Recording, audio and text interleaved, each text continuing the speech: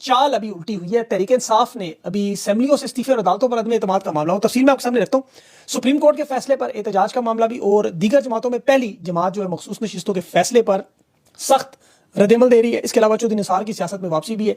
शहबाज शरीफ नून league शमूलियत की दावत क्यों दे रहा है उसे, और शहबाज शरीफ बिजली गैस के बिलों में बहुत बड़ी हेरा फेरी वारदात पकड़ी गई, शुगर के वारदात पकड़ी गई, पंजाब में सैलाब की तबाहियां वारदातें, दहशतगर्दी की बड़ी कार्रवाइयां, 16 पाकिस्तानी फौजी शहीद, और इसके अलावा इंडिपेंडेंट पावर प्रोवाइडर्स की दिलचस्प वारदातें, ये सारी तफसीलात मैं आपके सामने रखूँ। इंटरनेशनल खबरों में इसराइल ईरान के मामले पर अक़वाम मुत्तहिदा ने ऐलान किया कि एटमी हथियार ईरान बनाने के काबिल मौजूद है, और ईरान ने भी दावा किया कि सीज फायर आर्जी है, किसी भी वक्त टूट सकता है। इसराइल ने भी दोबारा धमकियां दी हैं। डोनाल्ड ट्रंप पायलट्स को B-252 बम्बार्स तैयारों को बुला रहे हैं वहाँ पायलट्स को व्हाइट हाउस में, और फलस्तीन में शहादतों की इतलात भी एक बड़ी अहम शहादत भी। लेकिन पाकिस्तान के मामला में सबसे पहले जो लोग मायूस हैं मौजूदा फैसलों से, मौजूदा हालात से, जिन्हें यह लगता है कि इस्टेब्लिशमेंट ने हर दरवाजा बंद कर दिया है, जो ताकत और जबर से जुल्म से कर रहे हैं, उसकी देखें कोई बुनियाद नहीं होती। वक्त और हालात बदलते हैं, बड़ी से बड़ी मजबूत दीवारें, ताकतें, किले आपको मिट्टी में मिलते हुए नजर आए हैं, और ये हमारे सामने हुआ है। हमने तारीख भी पढ़ी है, अपनी आंखों से भी देखा है। कजाफी की लाश को सड़कों पर घसीटते आपने देखा, अपने वक्त का बड़ा ताकतवर तरीन हुक्मरान था ये। आपने वो हिटलर की तारीख भी पढ़ी, अपनी पनागाह में खुदकुशियां भी करता रहा। फिर हमने सदाम हुसैन को जो इराक का सबसे मुतलकुल अनान लीडर समझा जाता था, जो कहता मुझे अल्लाह ने भेजा है हमेशा के लिए, वो एक मामूली से खुद में छुपा हुआ मिला जिसका खौफ पूरे इराक में था। घर के अंदर बैठे हुए लोग, आपको पता है माँ बाप आपस में बात नहीं कर सकते उसके बारे में। इस्लामी तारीख में नमरूद भी हमने देखा मामूली से मच्छर के हाथों मारा गया। फिर उन ताकत के अरूज पर हमने देखा दरिया में गर्क होता हुआ। पाकिस्तान में ज़िया-उल-हक को भी हमने फजा में फटते देखा, बाजवा को भागते देखा, अयूब खान को घर में कुत्ता होते देखा। तो ये सारी चीज़ें हम देखते रहे, मायूस ना हो, चीज़ों को भी थोड़ा बाहर से भी देखा करें, अमल करने वाले काम की तरफ देखें। इस वक्त जो तहरीक इंसाफ के मेंबरान कौमी असेंबली, सूबाई असेंबली के रहनुमा, ये सारे इस वक्त एक बहस चल रही है कि हमें असेंबलियों में से और सूबाई हुकूमत में से निकलना है या नहीं। इसमें जो बड़ी तादाद में लोग हैं, खास तौर पर जो 9 मई के केस में 8 अगस्त को नायल होने जा रहे हैं, उनका मानना है कि हमें फिर फौरन इस्तीफे देने चाहिए, असेंबलियों को छोड़ना चाहिए, क्योंकि अगर हम इस्तीफे देंगे तो ये जाली निज़ाम जो है वो पूरी दुनिया के सामने खुलकर सामने आएगा। हमारा इन हालात में असेंबली में बैठने का कोई फायदा नहीं, क्योंकि पाकिस्तान की तारीख में पहली मरतबा इस हुकूमत को 2/3 अक्सरियत अदालत ने दे दी, अवाम ने नहीं, अदालत ने, सुप्रीम कोर्ट ने, और 500 दिन से ऊपर हो चुके कोई बंदा फॉर्म 45 देखने की जहमत नहीं करता। एस्टेब्लिशमेंट जो इस वक्त सिर्फ और सिर्फ इन्हें इस्तेमाल कर रही है, पीटीआई को। एस्टेब्लिशमेंट के ताकतवर लोग देखें, फील्ड मार्शल वगैरह ही चाहे तो तहरीक साहब में बगावत करवा सकते हैं, बड़े आराम से कदा फॉरवर्ड ब्लॉक भी बना सकते हैं, मेंबरान कौमी असेंबली, सूबाई असेंबली को नायल करके असेंबलियों से भी निकाल सकते हैं। इन्होंने रखा सिर्फ इसलिए कि जाली निज़ाम को एक सनद के तौर पर दिया कि देखिए तहरीक इंसाफ भी इस हुकूमत का हिस्सा है। तो अगर तहरीक इंसाफ असेंबलियों में से निकल जाए, सिस्टम में से निकल जाए, तो फिर ये सिस्टम 2 नंबर पूरी दुनिया के सामने, फिर देखें सिस्टम में आपके सामने डिवाइड हो जाएगी। अब खैबर पख्तूनख्वा की हुकूमत, बिलाशुबा वहाँ असेंबली तोड़ना मुश्किल काम है, अपनी हुकूमत छोड़ना नामुमकिन होता है। ये सिर्फ इमरान खान ही पाकिस्तान की तारीख में कर गया, वरना हो तो सवाल ही नहीं पैदा था। ऑप्शंस लेकिन इनके पास बड़ी कम है। अगर ये अदालतों से अपने केसेस ले लें तमाम के तमाम और ऐलान कर दें और तगड़े होकर फिर तहरीक की तवज्जो दे, तो फिर ये निज़ाम को जरूर हिला सकते हैं।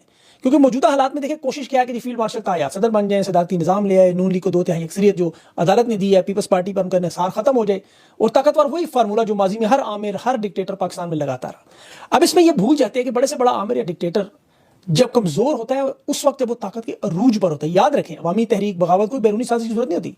ये अपने ही अमाल में, अपने गलत फैसलों में, ताकत के नशे में जब इस हद तक चले जाते हैं तो हालात खुद ब खुद बनते हैं, जवाल का शिकार होते हैं। ये एक पूरी तारीख है इक़्तिदार की, लालच की, हवस की।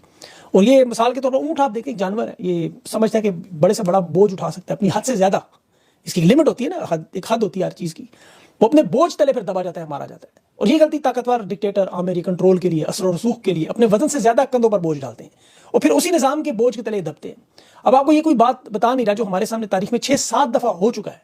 ये मुशर्रफ, अयूब खान, ज़िया-उल-हक, ये सब आपने यही खान देखे हैं, सुने हैं, कम से कम तारीख पढ़ी है। अब जो कंट्रोल करना चाहते थे कानून को, आइन को, इदारे को, सियासत को, मीडिया को, वो हमेशा नायल लोगों के चुंगट में फंसते हैं, खुशामदी लोगों में, और जमीन फिर पैरों तले अचानक निकलती है। मिसाल के तौर पर देखें, अब 2 वाकयात अभी आपने दो महीनों में देखे। एक पाकिस्तान हिंदुस्तान की जंग, उसके बारे में आपके वहमो गुमान में भी नहीं था होगा। पहलगाम का एक वाकया, वो जंग शुरू हो गई। ईरान इसराइल के बारे में लोग कहते थे जंग कभी हो ही नहीं सकती, उसमें तो बड़े बड़े बयान है, मैं वो नहीं दोहराता, लेकिन 12 दिन की जंग में हम देखते रहे क्या क्या होता रहा। अमेरिका, बरतानिया अभी जिनकी मदद कर रहे हैं पाकिस्तान में, इन्हें लगता है कि जी हम बड़ी मदद, लेकिन दुनिया की खारजा पॉलिसी बड़ी जल्दी बदलती है। परवेज मुशर्रफ दहशतगर्दी की जंग में 80,000 फौजी मरवा गया और जंग खत्म होने का प्लान खत्म होती से टिश्यू पेपर से भी जल्दी फेंका गया। ज़िया-उल-हक अफगान जहाज में इक़्तिदार के बहाने आया था, लेकिन जो ही जंग खत्म है वो मुअत्तल बन गया, फजा में साथियों समेत जहन्नुम हासिल। अब मुशर्रफ को देखें, पाकिस्तानी उसने अगवा करके पकड़ के अमेरिका के आगे बेचे थे, पूरा एक धंधा था इनका। वो ड्रोन हमलों में जो निशाना बनते थे लोग, वो अपना जब बदला लेने लगे 2004 के बाद, आपको वो सारा मामला याद होगा। वो सिर्फ चंद लोग थे जो नाराज थे इनसे। आज पाकिस्तान का हर तबका फिक्र से नाराज है, गुस्से में है, इस से महरूमी का शिकार है। और जो लोग ये कहते थे ना कुछ अर्सा पहले तक कि मुजाहिमत का भी वक्त नहीं है, आज वो चीख चीख के कह रहे हैं मुजाहिमत का वक्त आ गया। इनके अपने लोग, आप अदलिया के लोग देखें, मीडिया के लोग, जो भी चीख चीख के कह रहे हैं जब खान की हुकूमत गिरी थी उस वक्त ये सारे लोग ताकतवर थे। मसलन मंसूर अली शाह की मैं बात करूं तो ये नैब तरामीम हो, 90 दिन के इलेक्शन हो, आपको याद हो प्रैक्टिस प्रोसीजर एक्ट हो, ये उन तमाम चीज़ों पर साथ थे इनके, मतलब लड़े नहीं खुल के, मुजाहमत समझते थे अभी सिर्फ तहरीक इंसाफ और नून लीग और पीपल्स पार्टी का मसला है। हालांकि खान की हुकूमत गिराने के बाद 9 मई इस्टेब्लिशमेंट को करना पड़ा, जो मीडिया का, अदालतों का, सियासतदानों का, जिसमें कुछ ना कुछ थोड़ा सा खौफ रह गया था इन्हें, इमेज बिल्डिंग का खौफ होता था इस्टेब्लिशमेंट को। वो सुहेल बड़ाई जंग जियो का एक शहबाज शरीफ का 2019 का इंटरव्यू, ये उन लोगों के लिए जो कहते हैं खान को इस्टेब्लिशमेंट 2018 के इलेक्शन में लाई, ये ऑन रिकॉर्ड शहबाज शरीफ का इंटरव्यू मौजूद है। उसने कहा मुझे जनरल बाजवा ने कहा आप लिस्टें ला के दें हमें काबीना की, जो फाइनल नाम हुआ है अपनी फाइनल लिस्टें दें। अब आप देखिए 2018 में ये लोग खौफ की वजह से कि क्योंकि इमरान खान को वोट इतना पड़ गया, ये खामोश हो गए, लेकिन 2024 में उसे डबल वोट पड़ा, लेकिन ये खौफ उतर चुका था। अदम एतमाद जो करवाने के बाद 9 मई की जरूरत पड़ी, ये खौफ इस लेवल तक पहुंच चुका था। अभी भी बहुत से लोग ये सोचते हैं कि मुज़ाहमत का वक्त नहीं है और देर कर रहे हैं, लेकिन ये देर इतनी ना हो कि मुल्क को ये तबाह बर्बाद कर दे। देखिए हमें इस चीज़ को भी सोचना चाहिए। खान की रिहाई के साथ साथ आप मिसाल के तौर पर मुआशी एतबार से सिर्फ देखिए फाइनेंशियल ईयर का आखिरी साल का जो आखिरी दिन चीन के कमर्शियल बैंकों से 3.7 अरब डॉलर कर्जे लिए गए, महंगे तरीन कर्जे, और ये आपके सामने 3 साल हो गए हुकूमत गिराए हुए। ये हर किस्म की कोशिश की, हर किस्म का दाव पेच, दुनिया के हर मुल्क में भीख इमदाद मांगने जा चुके हैं। खान के दौर में जो 17 अरब से 22 अरब डॉलर का कहा जाता है वो अभी तक उधर नहीं पहुंच सके, 12 अरब से ऊपर तक अभी तक नहीं जा सके। अब इन्होंने अदलिया से 2/3 अक्सरियत भी दिलवा दी, सारे इदारे भी कंट्रोल कर लिए, सब कुछ कर लिया। ये 3.5 अरब चीन के कमर्शियल बैंकों के अगर आप निकालें थोड़ी देर के लिए तो पीछे 8.9 अरब डॉलर है। उसमें चीन, सऊदी अरब और अरब अमारात के भी निकाल दे तो फिर पीछे सिर्फ नगमे और तराने ही बचते हैं और कुछ नहीं है। तो ये हर साल मुल्क को दिवालियापन के करीब ले जाते हैं। IMF की इस्तेमदाद का दावा करते हैं हम, और फिर ये ढोल बजाना शुरू कर देते हैं, हम दिवालियापन से बचा लिया, खुशियां मनाते हैं। पेट्रोल डीजल की कीमतें बढ़ा देते हैं, 12 करोड़ 40 लाख लोग खतरे गुर्बत से नीचे, बेरोजगारी, फिर ब्रेन ड्रेन जो पाकिस्तान की तारीख में सारे हुनरमंद जा चुके हैं। किसानों के हालात फसलें है ही कोई नहीं, अब वो अगली पैदा ही नहीं करेंगे, कीमत नहीं मिली उन्हें। ज़र मुबादला के ज़खायर देखें 6.5 पे इकॉनमी और आज कहाँ चलेगी। और ये जो तबाही और बर्बादी अल्लाह की तरफ से नहीं आई, ये इन मुसल्लत किए हुए लोगों की तरफ से आई है। अभी वो आर्मी चीफ जो है आसिम मुनीर का मैं बयान पढ़ा था कि पाकिस्तान एक रोशन मुस्तकबिल की तरफ गामज़द है। अब ये किसका रोशन मुस्तकबिल है? ये ज़ाहिर उन्हीं लोगों का जो अभी जिनकी अभी 50% तनख्वाह में इजाफा हुआ, फौजी अफसरान है, उनकी तनख्वाह में इजाफा 50%, देखिए 100 रुपये से 150 हो जाएगा, आपको तो फायदा है। उनकी पेंशन भी डबल होगी और दोनों पेंशनें भी ले रहे हैं। अगर ये जायदाद ज़मीन खरीदेंगे उस पर टैक्स भी नहीं लगेगा, इलाज मुआवजा सहूलतें सब इनकी काम है, तो इनका तो वाकई मुस्तकबिल बिल्कुल रोशन है। बाकी पाकिस्तानियों के हालात ज़रा देख लें आप मईशत के हालात देखें, कोई सुनामी कोई तूफान नहीं आया पाकिस्तान में। ये सिर्फ गटर और सीवरेज की लाइनें फटने से मुल्क के हालात देख लें पंजाब के, क्योंकि जो लोग मुसल्लत है ये ठीक नहीं कर सकते, इन्हीं की वजह से मर्ज आया है। ये इसे ठीक क्यों करेंगे? मिसाल मैं आपको चीनी की एक मिसाल देता हूं, एक आइटम की। सिंध में 38 शुगर मिले हैं, 14 आसिफ जरदारी की हैं, 16 अमनी ग्रुप की हैं और 1 जहांगीर तरीन की, 7 मिले वो मुख्तलिफ लोगों की। पंजाब में आ जाए 51 शुगर मिले, 16 शरीफ खानदान की हैं, 2 जहांगीर तरीन की और 15 नून लीग के अहम रहनुमाओं की, बाकी 28 मिले अवाम के ताजर जो बाकी लोग हैं। अब सारे इनके मफादात जुड़े हुए हैं इसी तरह। ये क्यों ठीक करेंगे चीनी की कीमत? बिजली का मामला उठाएं, इंडिपेंडेंट पावर प्रोवाइडर्स, उसमें आपको शहबाज शरीफ वज़ीर आज़म, फॉर्म 47 का बेटा सलमान शहबाज नजर आएगा, मंशा ग्रुप नजर आएगा, पीपल पार्टी से मुंसलिक लोग नजर आएंगे, जहांगीर तरीन नजर आएंगे, या फिर फौज या रियासती इदारों से मुंसलिक कंपनियां। अब 51 जो निजी कंपनियां हैं और बल्कि 52% जो इसमें प्लांट हैं वो सरकारी है, और उसमें से 28% पाकिस्तान के इन खानदानों के, इन ग्रुपों के जो आपको हुकूमत में नजर आते हैं, बाकी गैर मुल्की जिनके तो भारी भरकम मुआहदे। तो ये क्यों बिजली आपको सस्ती दे? आप सोचे तो सही, चीनी आपको क्यों सस्ती देंगे? आप इनकी ये 3 साल की परफॉर्मेंस उठा के साइड पे रख लें। परफॉर्मेंस में एक ही चीज़ नजर आती है, बड़े बड़े जहाज भर के वफूद लाए गए, नए नए MOU साइन, मैंने हिसाब लगाया था 138 के करीब MOU मुआहदे साइन हुए, छोटे बड़े सारे ज़बानी। अब इन्वेस्टमेंट के नाम पे बड़ा शोर मचा, अरबों डॉलर पड़ा, कितने अरब डॉलर आपने आज तक देखे?